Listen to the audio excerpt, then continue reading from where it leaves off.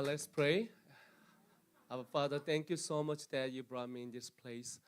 Without you, I'm nothing, but I know that if you are with me, all things is possible, Lord, our Father.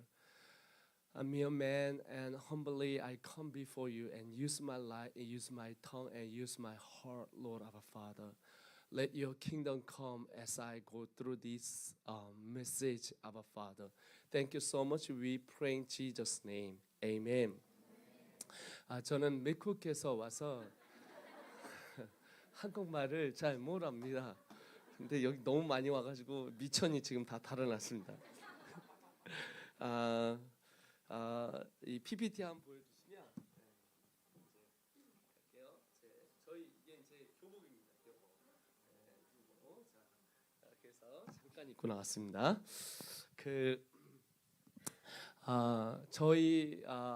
제가 이제 오늘 메시지 던지기 전에 우리 다 같이 하나님의 말씀 마태복음 26장을 폈으면 좋겠습니다. 참 여러분들 보면서 참 도전이 되고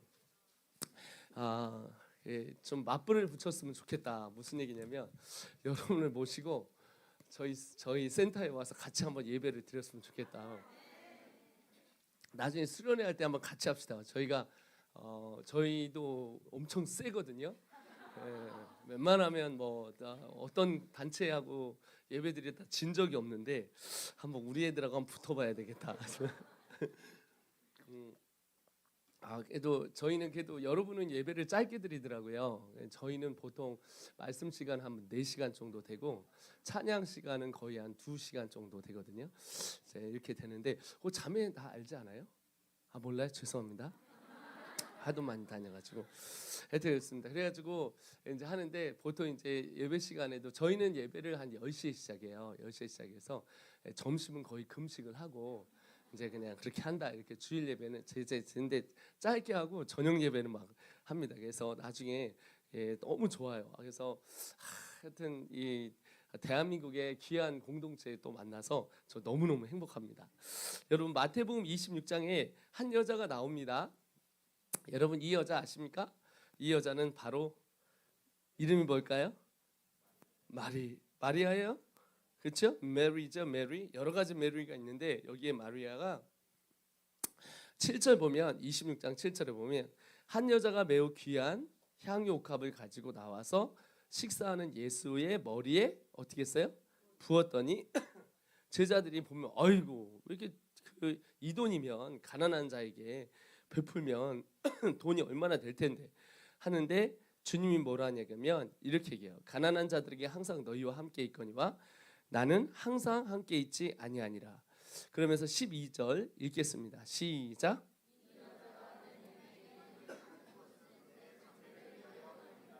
아멘.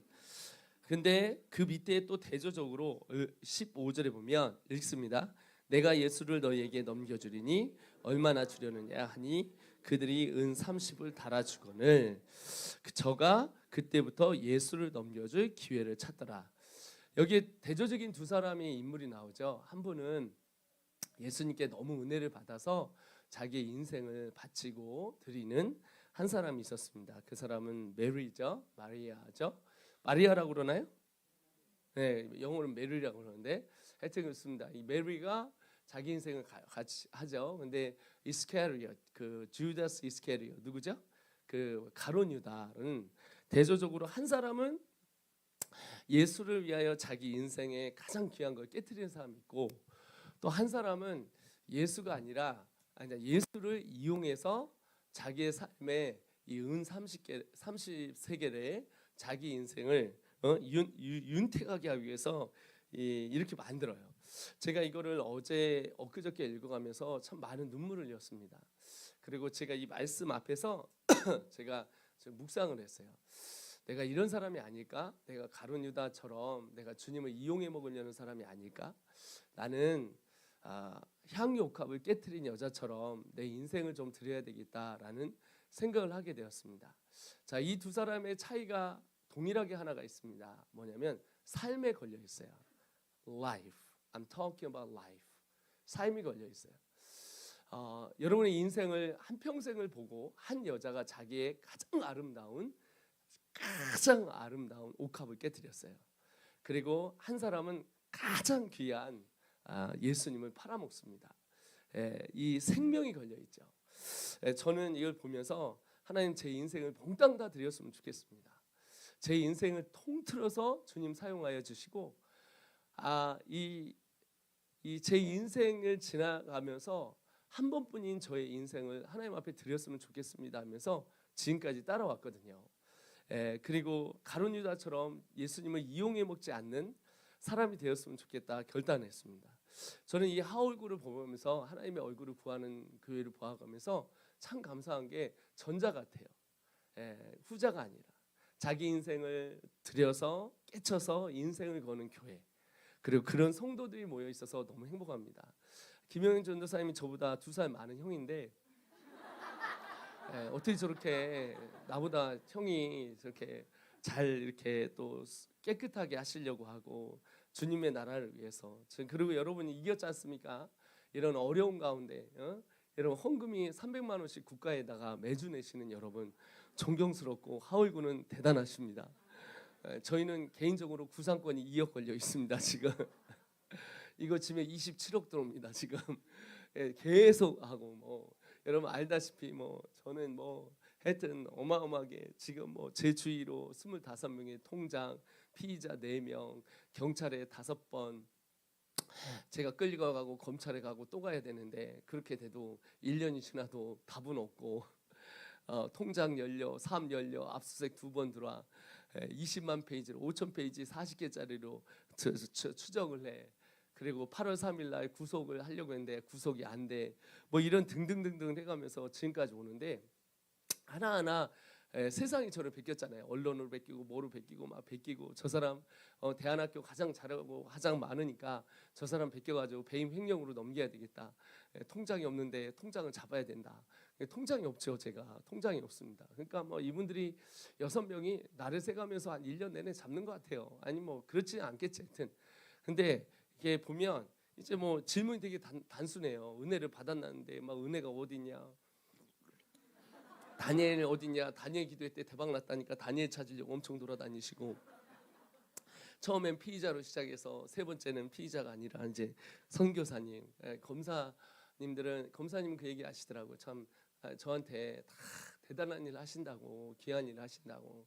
뭐 평생 개털처럼 그렇게 살아가면서 하고 경찰은 결론은 제가 바지 사장이다 이렇게 생각하고 하여튼 바지 사장에 외계인의 간첩에 신천지에 뭐 저 요번에 누명 다 쓰고 했는데 그럼에도 불구하고 저는 인생을 걸었지 않습니까? 마지막에 검사님한테 그런 얘기를 했어요. 나오면서 검사님 저는 인생을 제가 걸었습니다. 제 인생을 걸어서 이 땅에 하나님의 나라를 위해 제 인생을 걸고 주님을 따라왔습니다.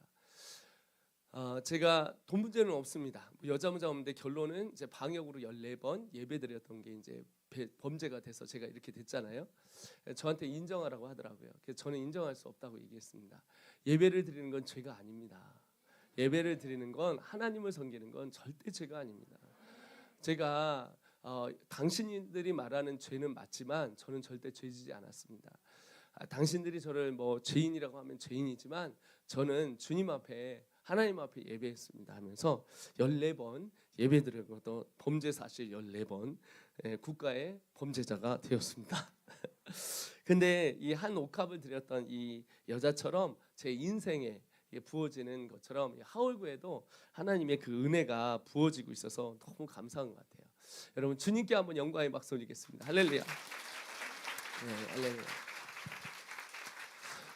저는 5대양 6대주를 커버하기 위해서 PPT 보여주시면 저의 5대양 6대주를 커버하기 위해서 저는 5을 낳습니다.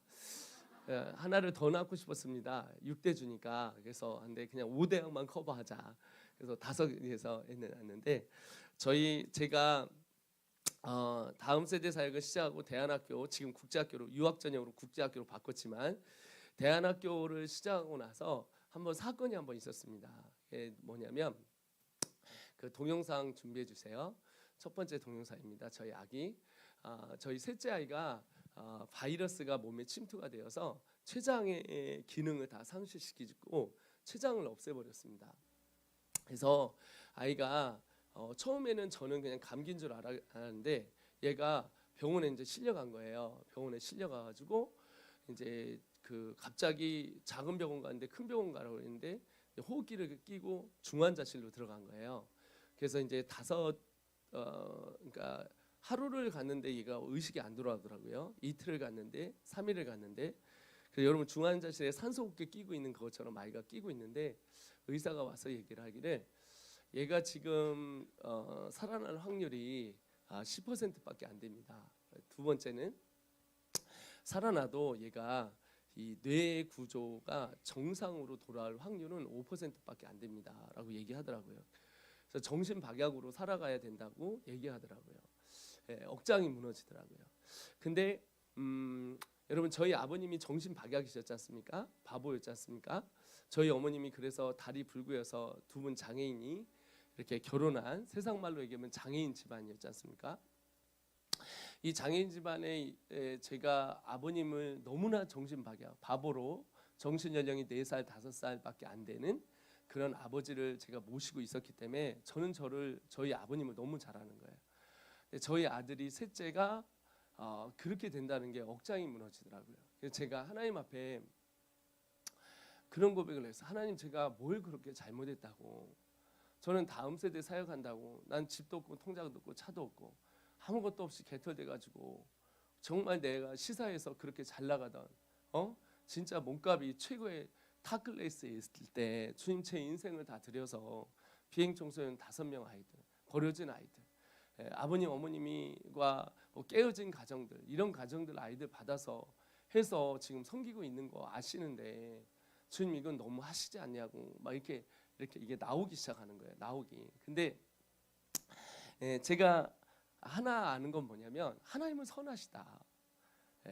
제가 그때 마음을 먹었습니다. 그러나 이게 입 밖에 이렇게 나오는데 이를 탁 물고 주님, 첫째 데려가시면 저 여전히 주님을 찬양하겠습니다. 먼저 우리 아이를 천국 가게 하시면 그것도 하나님의 은혜입니다. 그 좋은 천국 잠시 세상에 내가 살면서 항상 찬송 부르다가 날이 저물어 오라 하시면 영광 중에 나아가는 그 순간에 우리 아들이 먼저 간다면 저는 행복합니다. 두 번째, 살려주시면 저는 온 가족과 함께 선교하겠습니다. 두 번째는 지금 선교하지만 다음 세대 선교하고 열방 선교하지만 더 열심히 하겠습니다. 했는데 저희 아이가 깨어났습니다. 한번 보시죠. 깨어난 날 제가 이제 있었는데 깨어난 날 우리 아이가 이렇게 싶다고 말해. 아빠 보고 싶어요. 보고 싶어? 네. 알았어. 이거 아빠한테 보내줄게. 네. 저 아이가 깨어난 날 저렇게 제가 학원에 있었는데 그때 복음을 전하느라고 깨어난 날 저렇게 제게 메시지를 우리 아내가 보내왔습니다. 그때 제가 다짐을 했었습니다. 어떤 다짐을 했냐면 깨끗하게 향유값을 깨친 우리 메리처럼 내 인생도 그렇게 살았으면 좋겠다. 그런 고백을 했었습니다. 우리 아이와 그래서 저희 아이들 온 가족이 지금 아까 PPT를 보시면 저희 셋째가 이렇게 많이 자랐습니다. 셋째 전이요. 그리고 저희 아이들과 저렇게 함께 섬기고 있는데 저 셋째가 필리핀에 갔었는데요. 우리가 이제 2013년에 또 제가 이제 2006년부터 대안학교에서 대박을 치고 제자들한테 시사영어학원에서 나온 20대 27살 때, 8살 때, 9살 때 영접시켰던 그 친구들과 대안학교 시작했잖아요. 대안학교 시작했는데 그 대박을 쳤을 때 또 하나님이 저를 필리핀에 보냈어요. 그때 온 가족을 아까 했었던 이 온 가족을 다 데리고 갔는데 지금은 이제 저게 작년에 찍은 거라서 많이 컸죠. 근데 그때 당시에 우리 요셉이가 필리핀에 가서 셋째가 너무 적응 잘하는 거예요. 그래갖고 얘가 막 땅 따먹기 이런 거 아시죠? 근데 얘가 영어를 가르쳐야 되는데 따갈로그를 엄청 배워와요. 우리 애들이 나가면 저녁에 안 와요. 저녁까지 와요. 얘가 어느 날 하여튼 아침부터 저녁까지 엄청 놀았어요. 저녁에 불렀거든요. 이렇게 불렀는데 요셉아 믿음아 음악하고 애들이 불렀어요. 그런데 애가 이제 들어오는 거예요. 들어오면서 하는 얘기가 막 들어오면서 하는 얘기가 아침 8시부터 놀았거든요. 저녁 6시까지 놀았어요. 땅 따먹기 하고. 그래서 애가 들어오면서 하는 얘기가 다 못 놀았어요 이러더라고. 하루 종일 놀았는데 그 나중에 그런 얘기를 하더라고. 뭔 얘기를 하냐면 아들아 하나님 저한테 그런 얘기를 해요. 아들아 세상 사람들은 저 땅 따먹기 하느라 80평생 살다가 들어올 때 다 못 놀았다고 한다. 아파트 하나 갔다가 2개 갔다가 사업장 하나 갔다가 2개 갔다가 자 그러면서 사는 인생인데 너는 마지막에 다 못 놀았어요가 아니라 다 드렸어요. 다 드렸어요 라고 고백했으면 너무 좋겠다. 그런 얘기를 하더라고요. 그래서 제가 마음이 울컥했습니다. 그리고 지금도 저희 아이들 온 가족이 그때 결단했듯이 지금도 우리 PPT에 보면 이 결단을 했습니다. 이 아이는 9살의 첫째 아이입니다. 저희 첫째 아이는 지금 아이가 17인데 이제 대학을 들어갔고 저희는 선교사님 국제학교가 있지만 국제학교는 19살에서 정상적으로 가고 저희 선교사님 자녀들은 저희 선교사들 IM 선교회에서 선교사 인조는 하나가 딱 있습니다. 하나만 하면 됩니다. 아이를 넷만 낳으면 됩니다. 그래서 이 넷 아이를 모두 다 선교사로 바치는 조건으로 저희는 받습니다. 첫째 아이가 지금 대학을 다녀가면서 있는데 아까 보시면 그 사진에 이 아이가 10살 때 교회를 개척을 했습니다. 필리핀에서 교회에서 개척을 해서 지금 통역을 붙여서 하고 있는데 제가 깜짝 놀랐습니다. 쓰레기 마을에 왔다 갔다 하면 사역하고 있는데 이제 저희가 센터가 만들어졌어요. 센터 밑으로 홈레스들이 거의 한 3, 40가정이 쫙 있었습니다. 3, 40가정, 2, 30가정이 쫙 있어서 또 많이 나니까 100여 명이 있는 거예요. 100여 명 쫙. 어느 날 설거지를 하고 있는데 참 저 아이들 어떻게 하지? 나 진짜 교회가 7개나 개척이 됐고 참 6개나 개척이 됐고 신학교도 해야 되고 한국 애들 요즘 많이 몰려오는데 어떻게 가지? 하는데 우리 아들이 첫째 아들이 아빠 제가 개척할게요 그러는 거예요. 그 속으로 네가 나이가 지금 10살이란다.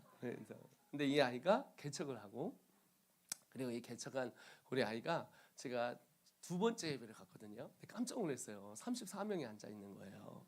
그래서 아이들 10몇 명에 어른들 9명 있어서 이 교회 이름을 구루턱이라고 이름을 짓고 그리고 이 아이가 이렇게 설교를 하고 그리고 이 교회를 지금 제가 한국에 오면서 다 물려주고 현지인이 할 수 있도록 하게 되어졌습니다. 그래서 이렇게 온 가족이 지금은 섬기고 있어요. 저희 아이가 17, 첫째가 둘째가 16인데 대학을 다닙니다. 이 아이들은 20살 전에 선교사가 되기 위해 20살 전에 신학까지 끝내려고 그래서 아이들이 대학과 신학을 끝내려고 지금 다니고 있고요. 어제 저 되게 많이 축하받았습니다. 엊그저께. 왜 그러냐면 저희 선교회에 종신선교사라는 제도가 있습니다. 이 종신선교사는 자기 인생이 없습니다. 그냥 주님께 바치고 나는 선교사로 평생을 살고 성공이 아니라 내 인생을 주님께 목숨을 걸고 섬기겠습니다 하는 종신선교사인데 우리 첫째 아이가 17, 16인데 대학을 다니지 않습니까? 아까 아픈 아이는 이제 지금도 주사를 4대 맞아야 사는데 얘는 14살입니다. 둘째 아이가 이번에 종신선교사로 원서를 내는 겁니다. 근데 이제 부모님 추천서가 있어야 돼요. 부모님 추천서가 있는데 저는 이렇게 이쪽에 앉아 저희 집은 12평에 살거든요. 지금도 12평, 평생 12평입니다. 네, 12평에 살 수 있습니다. 7식구가 살 수 나중에 그 기술을 제가 가르쳐 드리겠습니다. 어떻게 사는지. 원룸하고 쪽방 하나 있으면 살 수 있습니다. 선교사로 살면서 익숙합니다. 근데 우리 아이가 이제 둘이가 이제 중에 이제 온 거예요. 이게 부모 추천서들. 제가 옆에 있는데 뒤에 등을 보고 저는 설교 준비하고 있었고, 근데 우리 둘째 아이가 이제 엄마하고 대화를 하는 거예요. 엄마, 나는 선교사로 살고 싶어요. 그러더라고요. 왜? 그랬더니 엄마 아빠 사는 모습이 너무 아름답습니다. 행복해 보입니다. 그래. 그럼 너희는 엄마가 물어보는 거예요. 아빠 엄마가 선교사여서 선교사가 되고 싶은 거니? 아니면 너희가 선교사가 되고 싶은 거니? 그게 아직 마음의 결단이 안 내렸으면 지금 하지 말고 조금 더 나이를 먹어서 해라. 그랬더니 우리 아이들이 아닙니다. 저희는 선교사의 길을 한 번도 다른 것은 생각해 본 적이 없습니다. 선교사가 되고 싶습니다. 그러더라고요. 추천서 써주십시오. 그러더라고요. 제가 너무 눈물이 났습니다. 세상에서 가장 큰 행복한 시간이었습니다. 저 상 받았습니다. 그래가지고 이제 울 수가 없으니까 화장실에 가서 물 틀어놓고 제가 울었습니다. 이거 어디서 많이 봤거든요. 부부싸움은 물 틀어놓고 한다고. 제가 물을 틀어놓고 아빠가 쪽팔리게 딸 앞에서 울을 수가 없지 않습니까? 그래서 그걸 하는데 너무너무 행복했습니다. 한 번뿐인 우리 아이가 인생을 쓰레기 마을이라든지 물론 어렵죠. 저 아랍 국가에서 자기 목숨과 자기 인생을 걸어야 되고 자기의 삶을 다 드려야 되고 하지만 그 우리의 딸아이가 우리의 자녀들이 예수를 위해 살 수 있다는 그 행복함, 그리고 선교사로 삶을 바쳐서 향유옥합을 깨뜨리고 그 인생을 들여 우리 아이가 평생을 하나님을 섬기기로 작정했다는 게 너무 행복한 거예요.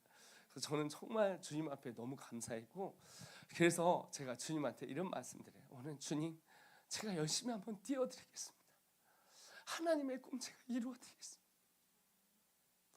열방을 향한 하나님의 꿈, 잃어버린 백성을 향한 하나님의 꿈, 한국 땅의 다음 세대가 죽어서 지금 이렇게 된다는 하나님의 꿈 제가 한번 꼭 이루어드리고 싶습니다 하고 오늘 아침에도 일어나서 이제 이 길을 갔습니다. 저희 아내 사진 보여주면 저희 아내가 예쁩니다. 그래서 제가 결혼했습니다. 그래도 저희 아내가 제일 예쁩니다. 제일 예쁘고 여러분이 가장 예쁜 것 같고, 그리고 이 자매님들은 가장 최고로 예쁜 것 같습니다. 그러나 하여튼 저희 아내가 제일 예쁩니다. 저희 아내가 참 감사한 게 제가 결혼하는 날 이제 에피소드인데, 전번에 저쪽에서 간증할 때 저는 시사영화학원에 있어가면서 10의 구조를 했었습니다. 10의 1조가 아니라 10의 구조를 하고 살았었습니다. 그러니까 돈이 없잖아요. 제가 돈이 없어서 이제 결혼한 때 얼마 못 모았는데, 돈이 그렇게 많이 벌어도 10의 1조로 해서 우리 아내는 월급을 자기 월급을 챙겨가지고 해서 했는데, 한 달 전에 저희 교회가 이사를 간다는 겁니다. 그래서 10의 구조를 했으니 3년 동안 했으니 돈이 없잖아요. 저희 아내 월급으로 붙여서 이제 좋은 거를 뭐 하나를 얻어가지고 이제 하려고 했었는데, 저희가 교회가 지하에서 2층으로 간다는 거예요. 근데 돌아보니까 다 제가 전도한 친구들이에요. 옆에서 보니까. 그리고 돈 버는 사람 저밖에 없어요. 왜냐면 시사영화학원에서 제가 다 대학생들 영접시키고 고등학생 영접시켜서, 그렇게 이걸 어떻게 하나 하더니 화살이 저한테 팍 오더라고요. 그랬더니 너 결혼 자금 있지? 그러더라고요. 예, 그거 나한테 줘 이러더라고요. 주님, 저 폐물도 해야 되고 돈도 하나도 없는데. 아니, 내가 챙길게 그러더라고요. 그래서 제가 있는 모든 돈을 해서 교회 헌금을 해버렸습니다. 그랬더니 어머니가 이제 전화가 온 거예요. 전화가 우리 충청도 사람들. 야, 그거 있잖여, 그 폐물 왔다 갔다 했는데 야 300만 원만 붙여봐 그러더라고요. 그래서 제가 없이요. 왜 없디야? 그랬더니 아유, 이사한다고 그냥 다 드려버렸지. 그랬더니 미친 새끼, 이 새끼가 미쳤나?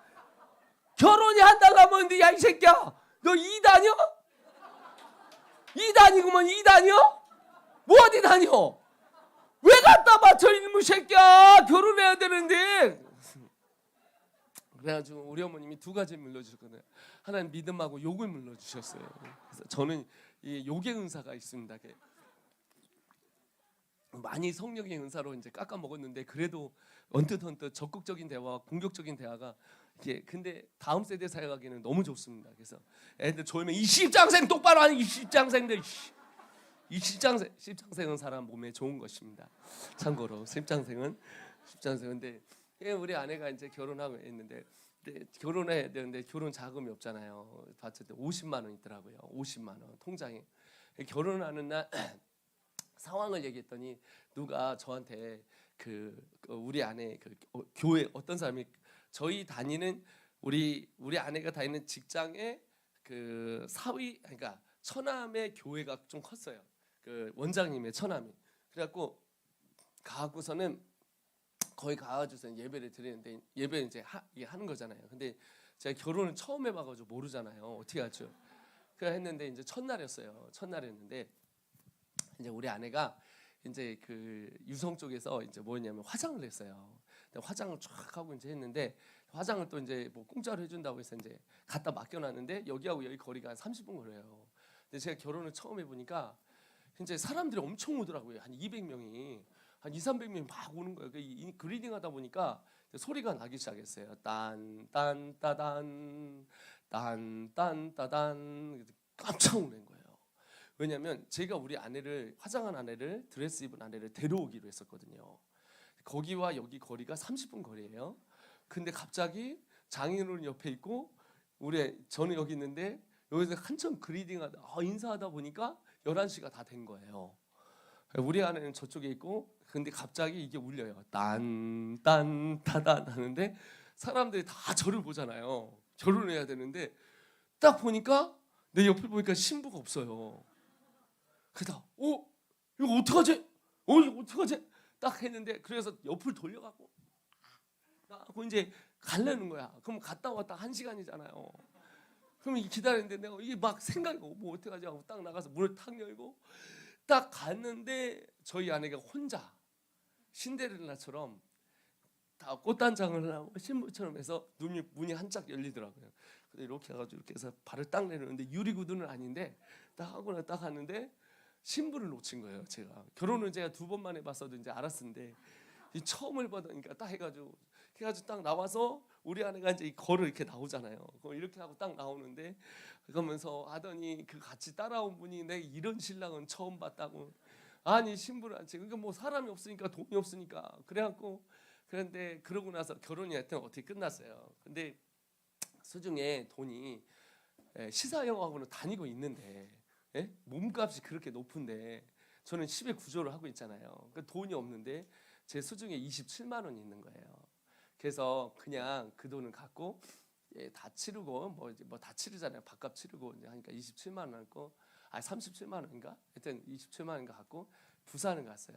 부산을 가갖고 3만 원짜리 여관을 신혼방을 얻었어요. 얻고 그 자가치시장 앞에 있는 그러고 나서 그 해운대 이제 가가지고 리버사이드라는 그 7층 그 10층짜리 건데 7층에 랍스타를 파는 데가 있더라고요. 랍스타인데 파는 데서 함바 스테이크를 시켰어요. 근데 거기다가 제가 이렇게 썼어요. 이제 시를 써줬어요. 그래서 저희다 이제 그 냅킨으로 사랑하는 나의 여자친구 정혜, 이제는 나의 아내가 된 사랑하는 나의 신부여 이렇게 썼어요. 지금은 내가 당신을 신혼여행도 못 가지만 비행기 탈도 없지만 하나님이 우리를 언젠가는 전 세계로 보내게 할 것이요. 내가 지겹게 당신을 비행기 타게 해줄게요. 하고 딱 해가지고 했어요. 요즘은 야 미국 가야 돼. 싫어! 안 가!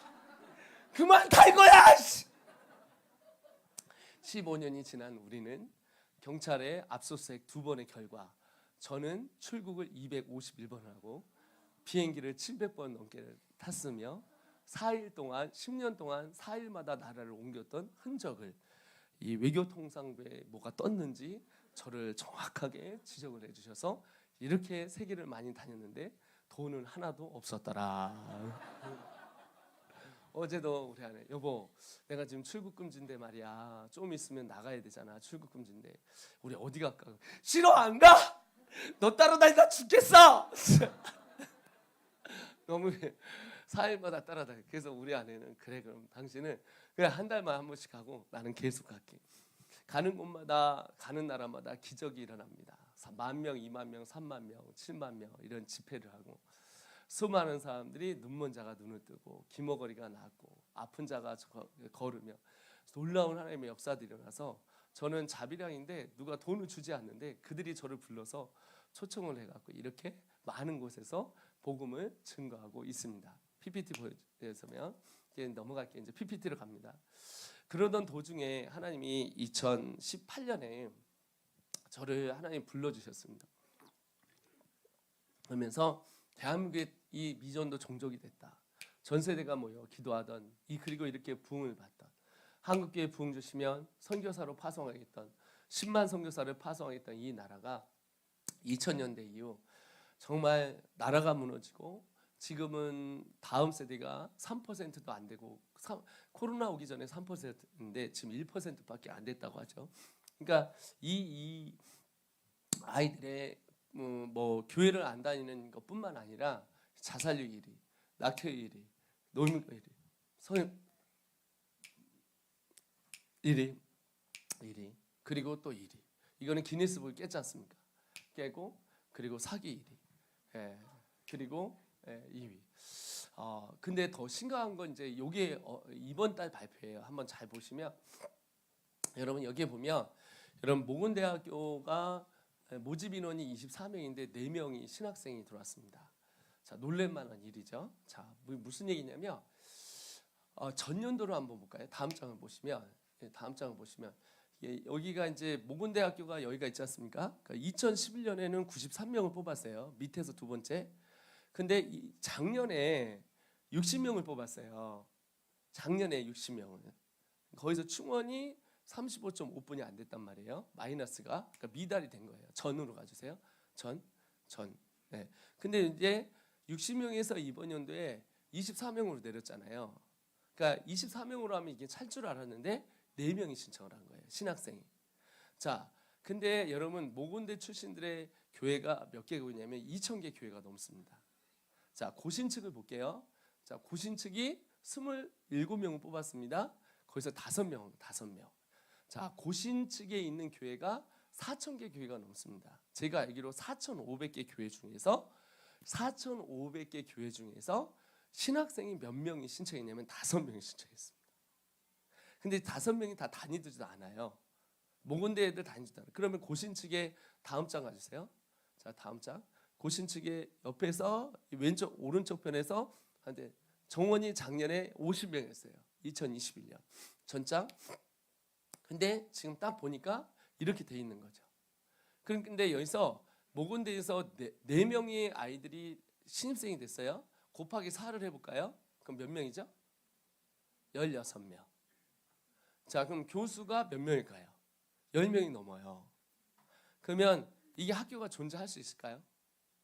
그래서 지금 벌써 감신, 협성신대, 모건대 통합을 하려고 합니다. 그럴 수밖에 없는 지금 통계가 나오는 거예요. 이게 지금 경악할 숫자입니다.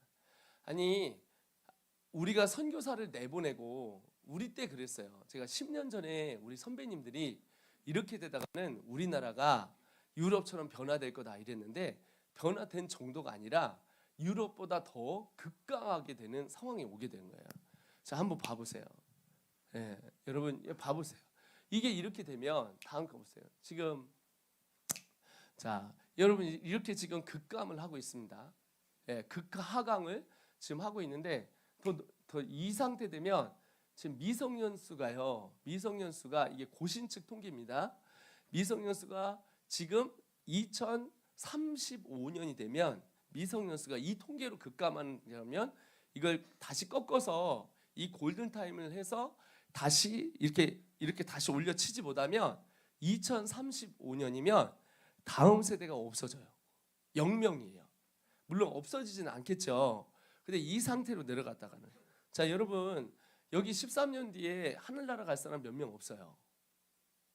그러니까 우리 때 어떤 생각을 했냐면 우리 다음 때에 우리나라가 힘들 거라고 했는데 이제 지금은 다음 세대가 0.25까지 내려갔어요.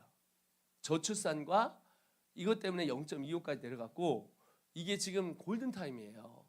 두 번째는 뭐냐면 그뿐만 아니라 다음 세대를 위해서 한국교회를 이 돌봐야 될 우리 친구들이 13년 뒤에 모건대, 협성신대 여기서 세 군데 해봤자 20명도 안 들어온다는 거예요.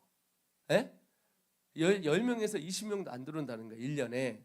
그럼 전 신학교가 선교사 말고 선교사 지금 1년에 20, 30대가 나가는 거는 몇 명 되지도 않아요. 통계가 100명도 안 돼요. 지금. 그거 말고 신학생들이 없어지면 신학교가 없어져요.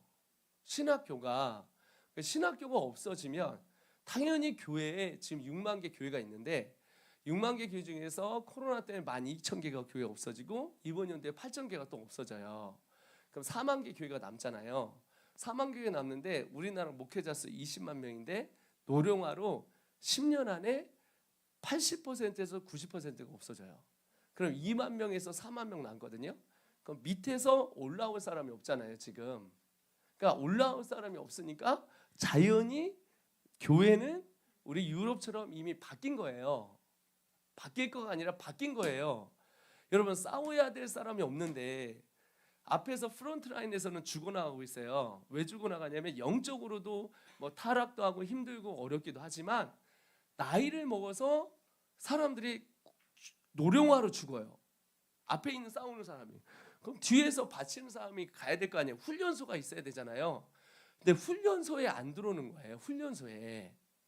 그러니까 이해가 되시죠? 그러니까 이 타임을 뭐라 하면 우리가 골든 타임이라고 그래요. 골든 타임.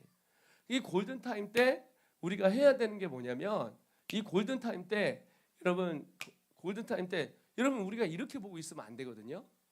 자, 이게 1994년에 플리처상을 직접 받았던 진짜 상입니다. 수단에 어떤 사건이 있었냐면 이 굶어 죽는 아이들이 이렇게 몇백만 명씩 나왔죠. 그때 당시에 이 사진사가 이걸 찍었습니다. 저 뒤에 있는 독수리는 무엇을 위해서 지금 기다리고 있을까요? 얘가 죽기를 기다리는 거예요. 지금 새밥이 되는 걸 기다리는 거예요. 근데 누가 찍었어요? 뒤에서 플리처상을 받은 사람이 이걸 찍고 4개월 있다 자살을 했습니다. 왜 자살을 했을까요? 이 아이가 나중에 죽었다는 소식을 들은 거예요. 그러니까 자기가 설마 했는데 이 아이가 진짜 죽어서 이 아이가 굶어 죽었다는 얘기 들은 거예요. 이 사진을 찍었던 사람은 후회가 막심한 게 내가 저 아이를 사진을 찍고 나서 바로 살렸어야 됐다는 거예요. 근데 저 아이가 정말 굶어 죽었다는 얘기 듣고 리모스포 뭐냐면 양심의 가책을 느껴서 죽었단 말이죠. 여러분 지금 어떤 타임이냐면 골든 타임이거든요. 골든 타임인데 정신 바짝 안 차리면 프런트에 나가서 싸워야 되고 좌파다 우파다 지금 차별금지법이다 지금 이거로 싸워야 돼요 지금. 근데 또 하나는 뭐냐면 우리가 중요한 건 한쪽 편에서 사람을 길러야 된다니까요. 사람이 없어요. 신학생이 없는데 아까 결과로 그러면 모건대가 없어지고 고신대가 없어지고 감신대가 없어지고 장신대가 없어지고 총신대가 없어질 건데 그러면 후배가 없는데 교회를 어떻게 하겠습니까? 여러분 여기 보십시오. 이게 보면 여기 지금 보면 우리 여러분 같은 교회는 여기가 지금 아이들이 이렇게 있고 있으니까 우리 전도사님이 저보다 2살 많아서 젊잖아요. 그러니까 교회가 이렇게 젊은 거예요. 근데 우리 전도사님 같은 나이 때, 우리 같은 나이 때, 저같이 28살 나이 때 사람이 별로 없어요. 네? 여러분 우리나라 평균 담임 목사님 나이가 몇 살이라고 생각하십니까? 우리나라 평균 나이 담임 목사님 나이가 59살이에요. 59살이에요. 그러면 그 밑으로 15세, 15살을 밑으로 끌고 올라가는 거거든요. 근데 그게 지금 우리가 안타깝게도 이런 상황 가운데 있는데 한국에 정말 정치적으로 힘들죠. 대선 때문에 힘들죠. 그런 것도 힘든데 또 하나는 뭐냐면 장기적인 프로젝트를 짜지 않으면 이거는 한국에 특별히 우리 한국 교회 또 세계 교회 우리 한국 교회가 얼마나 여러분 세계 교회에 또 열방에 복음을 전하려 얼마나 많은 컨트리뷰션 기여를 했습니까? 근데 한국 모든 교회가 일어나서 다음 세대에 투자를 해야 된다는 거죠. 근데 여러분 규칙도 있고 형식도 있고 또 그 다음에 건물도 있고 다 있어요 교회. 그리고 뭐냐면 장로님도 있고 권사님 있고 조직이 있어요. 그러나 여러분 생명을 살리는 건 조직이 살리는 게 아니에요. 여러분 의사는 병원은 의사가 도구를 갖고 살려요. 산소호흡기를 살리고 칼 갖고 살려요. 근데 교회의 영혼은 뭘 갖고 살냐면 이 열정이에요. 하트예요. 뭐가 있냐면 마음 안에 영혼을 사랑하는 마음을 가진 자가 여러분 무엇을 살릴 수가 있어요? 영혼을 살릴 수가 있어요. 이게 법칙이거든요. 그러니까 지금 우리가 코로나 때문에 지금 저녁에 무너져 있는 이 가운데 저희가 포기할 수 없는 건 뭐냐면 여러분 병원은 문 닫지 않잖아요. 병원은 문 닫지 않잖아요. 병원 닫는 데가 어디 있어요? 사람은 생명을 살려야 되는데 사람을 생명을 살리지 못하는 병원은 문을 닫게 된 거예요. 한국 교회가 생명을 살려내면 절대 교회 문 안 닫아요. 근데 생명을 살리지 못하는 거예요. 그리고 이 코로나로 병원은 문을 닫지 않잖아요. 그럼 교회는 왜 문을 닫아야 되는 거예요? 교회는 영혼을 살리는 곳이에요. 병원은 생명을 살려내는 곳이고, 여러분 우리는 영혼을 살리기 위해서, 여러분 이걸 하기 위해서 우리는 예배를 해야 됩니다. 여러분 비대면 예배는, 여러분 처음에는 이렇게 보다가 나중에 담임 목사님 누워서 봐요. 담임 목사님 어떻게 보시냐면 이게 뭐 먹어가면서 봐요. 그리고 이분 아직 축도도 안 했는데 가족끼리 점심 먹어가면서 본단 말이에요. 낚시하면서 보고. 비대면으로 예배를 드리는 게 여러분 예배입니까? 그럼 예수님께서 말해요. 십자가에 달려 돌아가셔서 잘 봐라. 유튜브를 봐라. 15만 명 구독자다. 잘 봐라. 잘 보고 예수님이 십자가를 질 거야. 내가 질 건데 켜놓고 말이지. 보고 있어야 돼. 그리고 좋아요, 구독은 꼭 눌러라. 그렇지? 커뮤니티 항상 보고 있어야 돼. 강남에서 뭐 한다고 했는데 안 할 수도 있어. 가봤더니 없는 건 네 책임이야.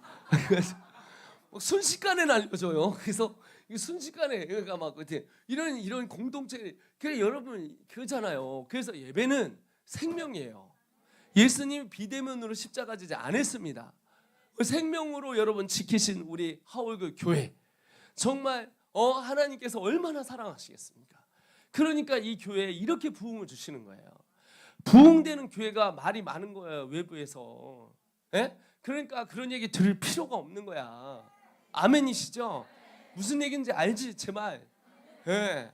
나도 하도 많이 받아가지고 나 신천지냐 간첩이냐 나 이단이냐 난 총회까지 끌려갔어. 가고 고신측에서 5분이 쫓아왔어요. 목사님이 이단인 줄 알고 5분 중에 2분이 프로그램이 너무 좋다고 그 자리에서 애를 맡기고 갔어요. 너무 열심히 일하고 잔치집에 말이 많고 눈물도 많고 싸움도 많은겨. 그냥 너무 쫄지 말고 할렐루야 하여튼 이기는 거예요. 아멘이시죠? 이기는 믿음과 이거 가자. 근데 이제 마음에 저는요. 그러면서 하나님 앞에 제가 이제 한국에 왔잖아요. 그럼 이제 이걸 어떻게 꺾어서 올려야 되냐. 저는 근데 2018년도에 하나님 저한테 뭐냐면 다음 세대가 살든지 네가 죽든지 이러고 보내시는 거예요. 비행기를 타는데. 그래서 주님 왜 저를 선교지에서 죽여야지 왜 한국에서 다음 세대. 근데 지금요 이게 코로나 걸려가지고 저희 완전 더 개쓰레기 됐잖아요. 쓰레기 되고 바닥. 누가 그러더라고요. 마이클 선교사님 저는요 저 뭐 쓰려고 해도 나오지가 않아요. 마이클 조 선교사 IM 선교에 치면 네이버로 14페이지 뒤에 실릴 거예요. 아마 페이지가 클릭 해가지고 14번 넘어가야 돼. 넣으면 기자가 겁줘도 저는 쓸 수가 없어요. 이제 조회수가 너무 막 700만 번 막 800만로 찍어놔가지고서는 실시간 12에 막 7위까지 올라가는 역사가 일어나고 KBS에 막 11번 나오고 막 이랬기 때문에 그런데도 죽을 줄 알고 이 새끼 죽었다고 덮어버렸는데 그 산사태로 확 했는데 그 사이에 손을 딱 제가 뻗고 다시 이렇게 기어 올라왔어요. 기어 올라가지고 딱 올라가니까 산 위에 올라와 있어요. 지금은 너무 많이 연락이 와요. 이쪽 저쪽에서 진짜 와우 우리 주님께 영광의 박수 드리겠습니다. 예배를 한 번도 쉰 적이 없어요. 예배를 한 번도 쉰 적이 없어요. 왜? 예배는 생명이에요. 내 삶을 드리는 거예요. 아니 감옥 보내라 이거예요. 제가 이번에도 감옥 보내라 이거예요. 감옥 가면 얼마나 좋습니까? 아무나 급이 되는 게 아니에요. 요새급 있잖아요. 요새급 또는 바울급, 이게 베드로급 요 정도가 이제 감옥급이거든요. 우리가 바울같이 됐다고 하는데 감옥 출신 아니면 될 수가 없어요. 근데 이제 하나님이 좀 이렇게 또 하나님이 저한테 이런 기회를 주셨는데 아쉽게도 아직은 못 갔는데 계속 진행 중이에요. 하여튼 근데 그런 가는 도중에서 저는 예배 포기하지 않습니다. 그리고 보시면 한국 교회를 쫓아다니면서 뭘 노리냐면 시설을 노린 게 아니라 회심을 노렸어요.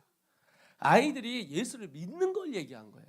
2,000명의 아이들을 모아놓고 했더니 예수를 믿는 아이들이 37명뿐이 안 되는 거예요. 그래서 어떻게 했냐면 유럽이 여러분 20명 중에 10명 중에 하나가 예수 믿고 교회 다녔어요. 그러니까 증상이 어떻게 되면 초등학교 끝나면 50% 없어져. 고등학교 끝나면 50% 없어져. 대학교 끝나면 50% 없어져. 그리고 마지막에 10명 중에 하나 남더라 이거예요. 근데 우리나라 애들은 지금 20명 중에 하나가 예수를 믿어요. 오늘 너무 감사한 게 여기서 방언하고 너무 감사하잖아요. 방언 받은 사람이 예수님 믿으니까 방언 받지. 물론 이러다 또 얘들이 또 배신도 때리고 이래요. 뭐 여러분도 똑같잖아요. 뭐 우리 다 우리지 뭐. 그러다가 하나님 앞에 돌이키고 회개하고 또 주님 앞에 또 깨지고 가는 거지. 그렇게 가는 거거든. 그런데 저도 이제 애들한테 뭐냐면 그냥 뭐 회심을 노리는 거예요. 그러니까 수련회 오면 언제 끝나냐 하는데 우리가 늘 얘기해. 우리는 알파와 오메가가 없다. 알파만 있다. 생각하지 마라. 그러니까 아마 12시 반 애들이 언제 끝나냐고 하면 니들이 예수님 믿으면 끝난다 이래요. 그래갖고 막 계속 찬양하고 기도하고 그러면서 하나님 앞에 나아가고 그렇게 하고 그리고 나서 이제 국제학교를 세운 거죠. 국제학교 세웠어요. 그럼 국제학교를 왜 세우냐면 저희는 원래 대안학교를 하고 있었는데 국제학교 세운 이유가 아니 보니까 교회가 이게 저희는 공교육에서 애들을 빼내오려고 한 게 아니에요.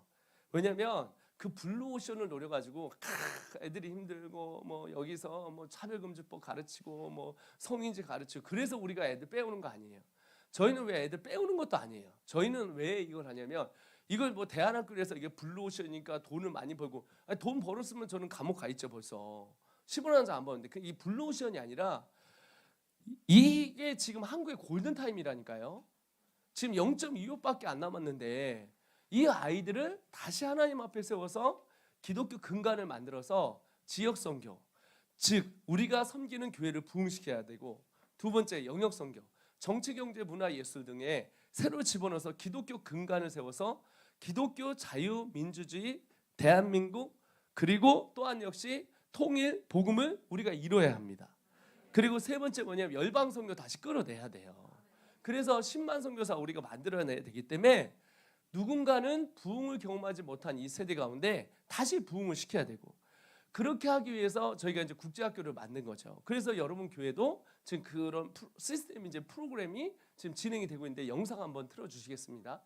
그래서 이제 이게 전체적으로 이제 2년 반을 했더니 21개가 됐는데 여기서 3개 터트려 갖고 확진자가 430명 나왔으니 얼마나 많이 나왔다는 겁니까? 세 군데만 해서 N차 감염 저희는 없었습니다.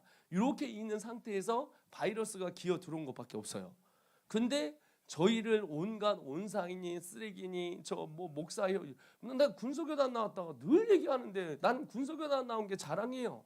왜? 나 같은 놈도 하나님이 써주시고 저는 겸손한 대학 나온 게 자랑이에요. 배제대 나온 놈이 전 세계에 가서 앞에 하버드 놓고 예벨 리엘 놓고 미국에 서 일하면서 MSH 연방부하고 일하면서 같이 일하면서 대학을 받아갖고 저 같은 놈이 어떻게 유엔하고 일하고 저 같은 놈이 어떻게 미국의 가장 경제 중심, 세계 중심, 교육의 중심에서 일을 합니까? 물론 거기 가서 제가 해보니까 우리 겸손한 대학 나왔던 서울대 나왔던 다 똑같아요. 영어 잘하는 사람이 이기더라고요. 제가 막 데려가서 어떤 서울대학교 국문학과 나오신 교수님 모시고 갔더니 장애인이냐고 사람들이 그래요. I think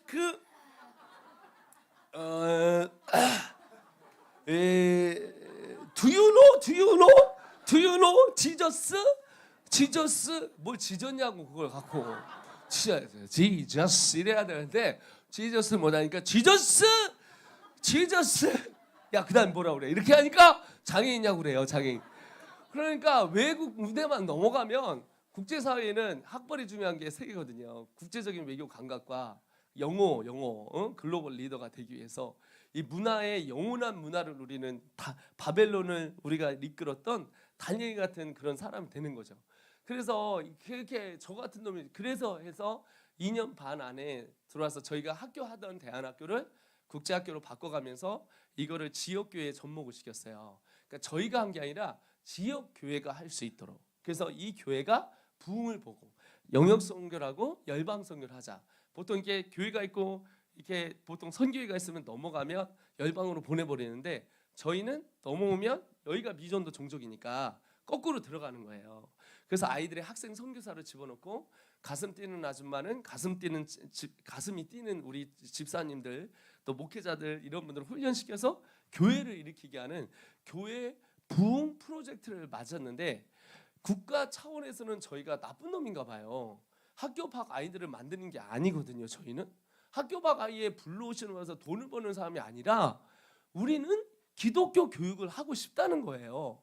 우리 아이들을 복음을 전하고 복음을 알고 이 땅에 지금 죽어가는 우리 다음 세대를 일으키고자 기독교 정신을 갖고 키우자, 이런 공동체를 만들어서 교회에 남겨주고 이 교회에서 했더니 교회가 이제 대박이 일어나서 이렇게 수많은 곳에서 이제 일어나기 시작한 거예요. 그래서 여기서 두드러 맞았는데 여기에 지금 2배가 된 거죠. 이게 이제 저희가 두드러 맞기 전입니다. 어려움 겪기 전.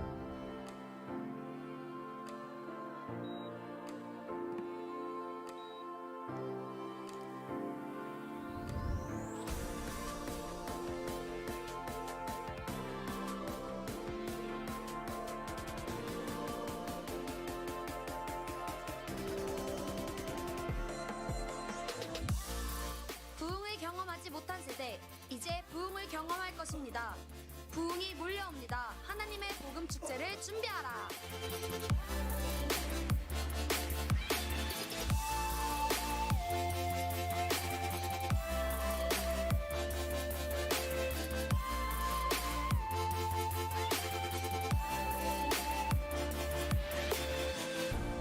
대한민국 다음 세대, 청년 세대, 기성 세대, 시니어 세대가 모두 모여 단 한 가지, 하나님의 일을 합니다.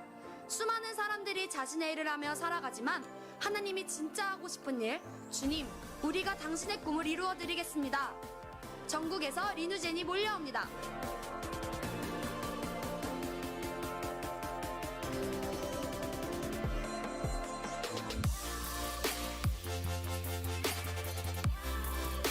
서울, 강원, 경기, 경산, 부산, 충청, 대전, 전라, 광주.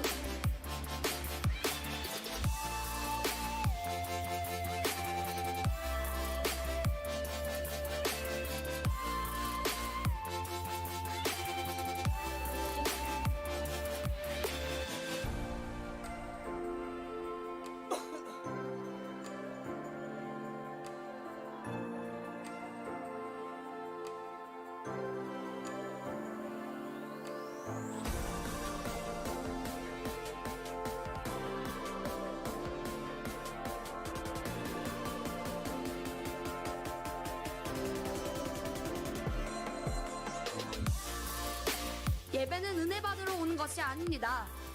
하나님께 영광 올려드리기 위해 모이는 것입니다. 주님, 홀로 영광 받으소서. 우리의 예배를 취하소서.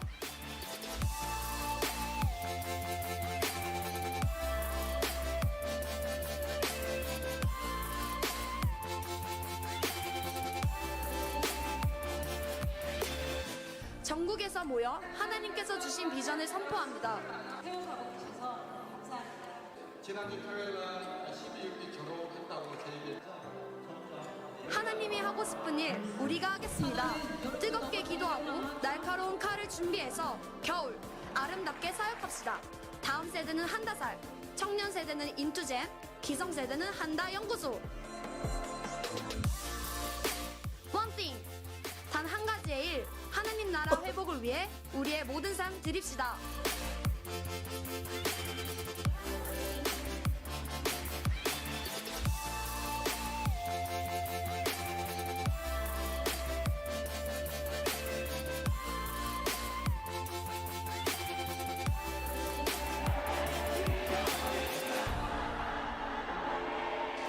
네, 요거는 이제 순수 이제 국제학교 학생들만 있는 거고 방과후 학교 아이들은 또 따로 있었습니다. 근데 이제 금요일 날에서 저희가 이제 일반 학교를 나온 애들만 해야 되니까 국제학교 학생들만 해서 이제 만든 거죠.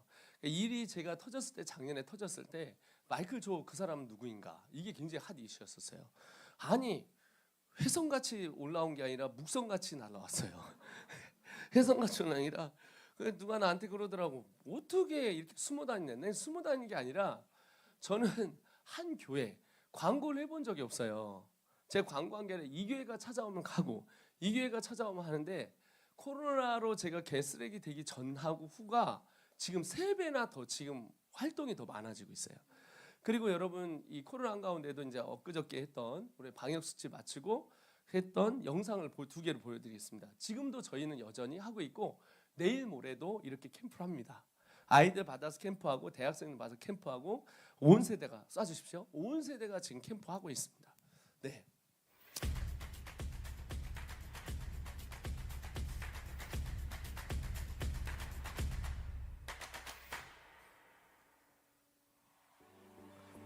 이제 이게 이제 저희 본부인데요.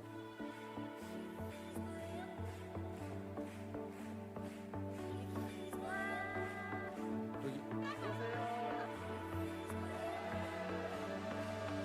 We come alive to magnify the praises of our 화요일 날 또 있습니다. 화수목에. the rocks cry out. 어떻게 영혼 구원하는 걸 멈출 수가 있겠습니까? Praises of 감옥에 보내도 저는 합니다. there's nothing 감옥에서도 할 겁니다. can stand against 감옥에서도 죄수들 놓고 할 겁니다. 영혼 구원의 역사는 멈추면 절대 안 됩니다. 이게 얼마나 최고의 영광이고 기쁨이며 하나님 우리에게 주신 것. 저는 우리 하월교에서 이 시스템을 적용시켜서 서울 쪽을 좀 커버해 주셨으면 너무 좋겠습니다. 저희가 다 하는 게 아니라 이걸 12군데에서 지금 하고 있는 거예요. 이게 저희가 하는 시스템이 아니라 저희는 본부에서 훈련을 시키고 이게 이제 각 지역으로 퍼져서 국제학교도 하고 2박 3일 프로그램도 하고 한 달 프로그램도 하고. 그래서 저희는 사역하는 단체지 학교라는 단체가 아니에요. 그러니까 하월교에서 적용을 시키면 이 아이들이 스태프가 되고 이 모든 분들이 스태프가 되셔서 2박 3일 수련회도 하고 초청해서 그리고 한 달짜리 캠프도 하고 국제학교도 하고 방과후학교도 하고 그래서 교회가 기독교 교육을 통해서 하나님의 나라를 월요일부터 금요일까지 또 방학 때 모든 곳에서 다 적용해서 지역교회 부흥을 일으키고 또 그 다음에 영역 선교를 하고 열방 선교를 하게 만드는 시스템입니다. 또래가 또래를 바꿉니다. 저희를 오해하시면 안 되는 게 마이클 선교사는 국제학교라는 학생이 하는 곳이라고 생각하시면 안 돼요. 저희는 토요학교를 하게 해드립니다. 2박 3일을 하월구가 하게 해드립니다. 한 달 프로그램을 할 수 있도록 하게 해드립니다. 방과후학교를 어학연수를 그리고 이런 것들을 다 하게 해드립니다. 이거는 지금 저희 본부에서 2박 3일 하늘에 계신 우리 아버지여 이름이 거룩힘을 받으시며 나라에 임하시며 뜻이 하늘에서 같이 땅에서 이루어지라. 그런 뜻이 하늘에서 이루어진 같이 우리를 통해서 이 땅에서 하나님의 나라가 펼쳐질 것입니다.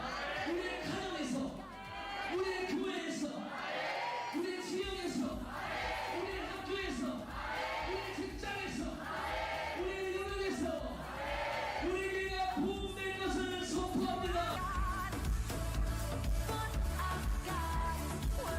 저희하고 좀 붙어 보셔야 되거든요. 와 보십시오. 조금 쫄릴 거예요. 담대하게 안 오시면은 저희 장난 아닙니다. 애들이 하다 기차 탑니다. 저기 기차 타는 거예요. 저희 예배 드리는 겁니다. 이게. 하울무 정말 멋있어요. 요거하고 똑같은 건데 2차가 있거든요. 자, 저희 프로그램 보면 다음 세대만 하는 게 아니라 이런 프로그램인데 전 세대입니다. 그러니까 이게 마이클 선교사가 이렇게 만드는 시스템이 다음 세대를 위한 게 아니라 전 세대입니다. 한번 보시면 보여드리겠습니다. 이 영상들도 10대가 만들었지만 전 세대가 다 참여합니다. 소리 좀 켜주십시오. 메시지가 들어가야 돼서.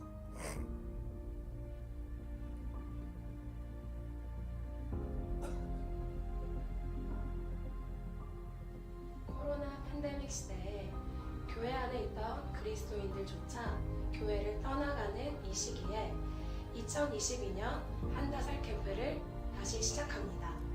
청소년 다음 세대가 미전도 종족이 되어져 버린 이 시대, 한다살 캠프는 10대, 20대, 또래가 또래에게 복음을 전하기 위해 만든 캠프입니다. 한다살 캠프는 캠프를 위한 캠프가 아닙니다. 캠프를 열기 위해 일정을 짜고 포스터를 만들어 홍보하는 캠프가 아닙니다. 하나님 나라의 완성, 곧 하나님의 꿈을 이루어드릴 한 영혼, 한 교회를 세우기 위해 명찰을 만들고 식사를 준비하며 밤잠을 줄이고 매 순간 무릎을 꿇었습니다. 긴 일을 거르고 졸음은 몰려오지만 우리가 최선을 다하는 이유, 한다살 캠프에는 가슴 뛰는 예배와 분명한 성령님의 일하심이 있기 때문입니다.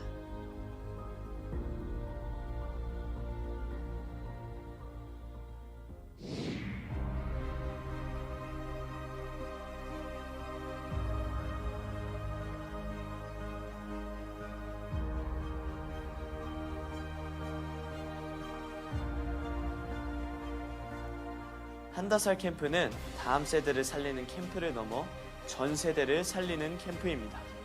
초등, 중고등, 청년, 지역교회 교사, 시니어 세대까지 모든 세대가 함께 부흥을 봅니다. 말씀이 들어가면 생명이 일어나고 구원의 역사가 일어납니다. 주님의 만지심과 은혜가 있는 곳이 이곳입니다. 은혜의 동산에 여러분을 초대합니다. 다음 세대가 다음 세대를 살리는 캠프, 또래가 또래를 세우는 캠프. 한다살 캠프는 다음 세대가 만들어가는 캠프입니다. 하나님은 모든 사람이 구원을 받으며 진리를 아는 데에 이르기를 원하시느니라. 다음 세대에게 복음은 결코 지루하고 어려운 것이 아닙니다. 다른 세대가 돼버린 다음 세대에게 복음, 제자, 소명을 전달할 때 한국 다음 세대의 부흥을 보게 될 줄 믿습니다. 한다살 캠프는 모든 세대가 함께하는 캠프입니다. 모든 세대가 와서 섬길 수 있습니다.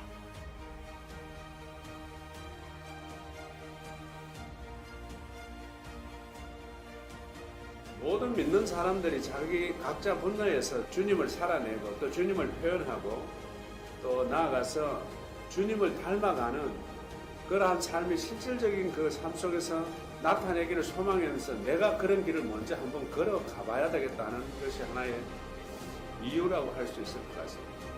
저는 이번에 교사 세미나에 참석하게 되었는데요. 첫날 마이클 조 선교사님이 말씀하셨던 다음 세대를 살리는 키포인트 1번을 이야기를 듣고 키포인트를 찾은 것 같습니다. 그것은 무엇이냐면 다음 세대를 살리는 것은 다음 세대라는 것입니다. 우리 교회 아이들을 먼저 교육시켜서 학교에서 정말 기도의 불씨를 꺼지지 않게 만드는 그것입니다.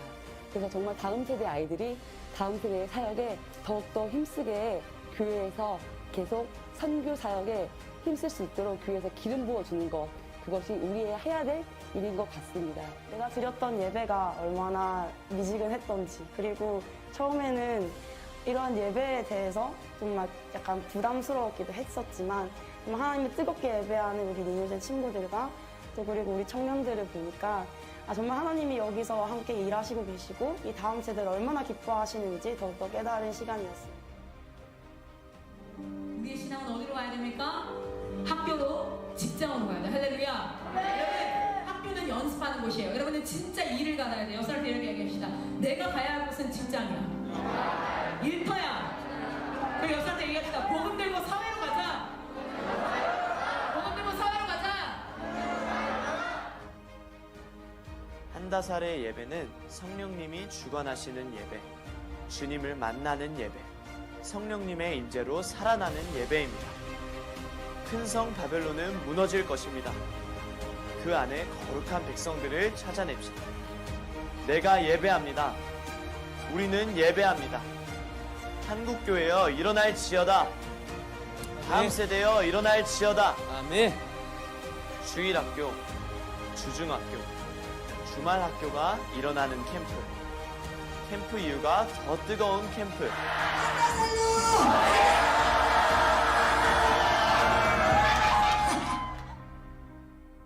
네, PPT를 봐주시면 여러분 저희는 그런 단체입니다. 저희는 국제학교를 하는 단체가 아니라 다음 세대 사역을 한국 교회에 적용을 시켜서 한국 교회가 부흥을 보도록 한국 교회가 토요학교, 주중학교, 국제학교, 유학전역학교 또는 대안학교까지 할 수 있도록 저희가 도와드려서 일으키는 단체입니다. 이 세대를 저는 어떤 세대라 부르냐면 리뉴젠이라 부릅니다. 리바이벌을 이끌 부흥을 보지 못한 이 세대 가운데 다시 부흥을 보는 다음 세대가 끊겼지 않습니까? 그러면서 다른 세대가 일어나요. 이 다른 세대를 차단하는 새로운 세대를 우리가 일으킵시다. 그 세대를 바로 뭐냐면 부흥을 이끌고 new 새롭게 하는 generation 리뉴젠이라 저희는 부릅니다. 이 세대는 10대 때부터 20대 때부터 사역하고 그리고 하나님의 임재를 경험하고 그리고 사람 앞에서 칭찬받던 사무엘 같은 신실한 종을 일으켜서 여러분 한 시대가 끊겼으면 다시 한 시대를 일으키면 됩니다. 소망이 있습니다. 왜 그러냐면 저희 어머님이 저를 위해서 자살 시도한 저를 위해서 기도해 줬을 때 저를 예수님 믿게 만들어 주셨기 때문입니다. 저희 어머님 늘 이렇게 기도해요. 내가 너를 위해 기도하니까 걱정하지 마라. 이 쌍놈의 새끼야. 하루에 3시간씩 기도해요. 어딜 가든지 걱정하지 마라. 내가 너를 위해 기도하니까. 저희 어머님의 기도가 한나의 기도가 있어서 여러분 소망이 있어서 이 기도가 저에게 흘러왔던 거예요. 기도하는 여러분 기성세대가 있다면 이 일하는 다음 세대가 있을 것입니다. 밀어주고 한나처럼 하나님 앞에 눈물 흘리는 기성세대가 있다면 여러분 부흥 볼 다음 세대가 다시 일어날 것입니다.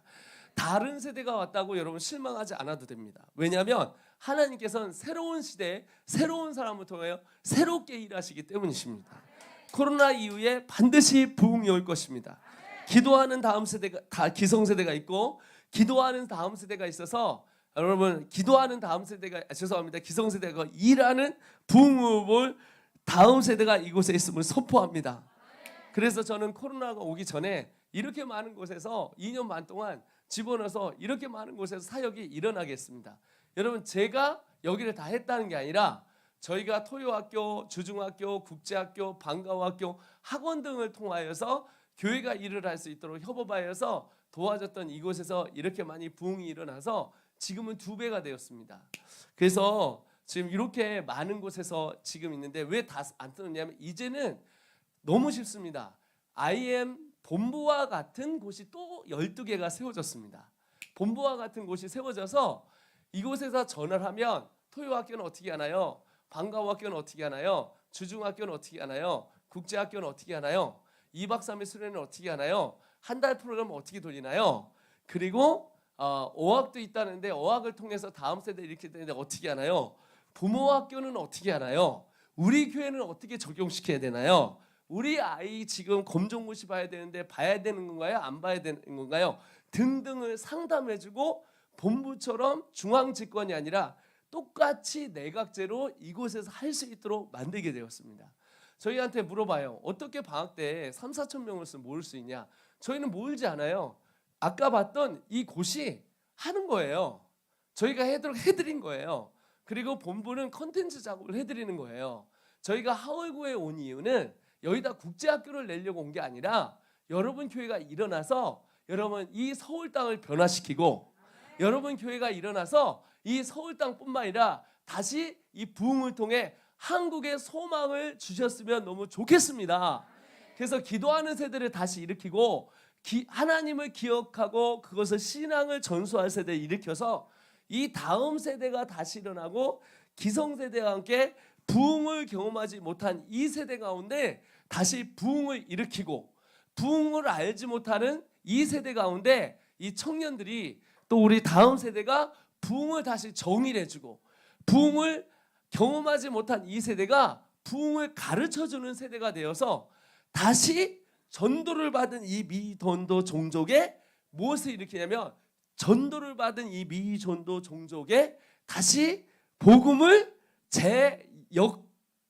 재투입을 시켜서 복음으로 인해 한국 땅에 다시 부흥을 일으켰으면 해서 저는 이 강남 땅에 오게 되었습니다. 이 강남 땅에서 여러분 하나님께서 다시 이 만문이중과 이 강남 땅의 교육의 우상이 깨어지며 하나님의 말씀으로 다시 일어나서 이 강남 땅의 핵을 통하여서 한국 땅에 부흥이 올 것을 선포합니다.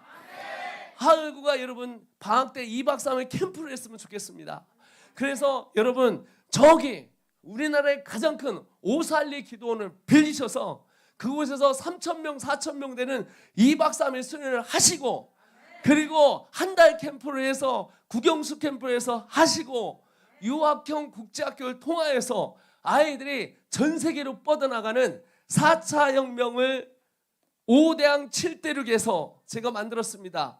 4차 혁명을 주도하시고 이 사이버 공간에서 4차 혁명을 주도하시고 글로벌 리더가 되어서 기독교 교육을 수호하고 선교를 통하여서 이 지역교회의 선교를 일으키고 또한 역시 영역선교를 일으키고 열방선교를 일으키기 위해 저희는 IM 선교회 15년 동안 계속 콘텐츠를 개발했고 임상 실험을 통하여서 40개의 지역교회에 넣어서 성공을 시켰고, 아까 봤던 12곳에 인큐베이팅 센터가 동일하게 본부처럼 있어서 중앙 집권제가 아니라 어느 곳인지 전화만 하면 모든 상담이 될 수 있도록 만들었습니다.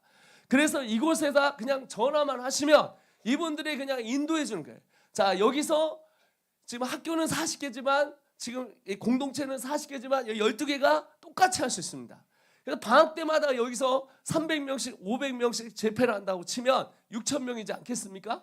맞지요? 근데 이번 연도에 이 인큐베이팅 센터가 40개가 나옵니다. 예, 그러면 200명씩만 잘라도 40개면 우리 몇 명이죠? 200명씩 곱하기 40개면 8,000명에서 10,000명이 됩니다. 그래서 3월 달부터 3월 19일을 기점으로 저희가 무엇을 하냐면 아까 있던 전국대회를 다시 합니다. 그리고 한 달에 한 번씩 어떻게 했냐면 5,000명에서 10,000명 이상 되는 체육관을 빌려서 다시 온 세대가 다 나오게 합니다. 그리고 10월 달에 이번 연도 9월 달에 월드컵 경기장을 빌려서 모든 전 세대가 전국에서 다 모여서 여전히 우리 하나님을 사랑하고 한국교회 골든타임에 다시 이 5년 안에 부흥이 꺾어진 게 아니라 부흥을 다시 꺾어서 이 세대를 다시 아까 있는 하락세가 아니라 다시 올려서 이 땅에 하나님의 부흥을 다시 봐서 10만 선교사 우리가 이루어드리길 소원합니다.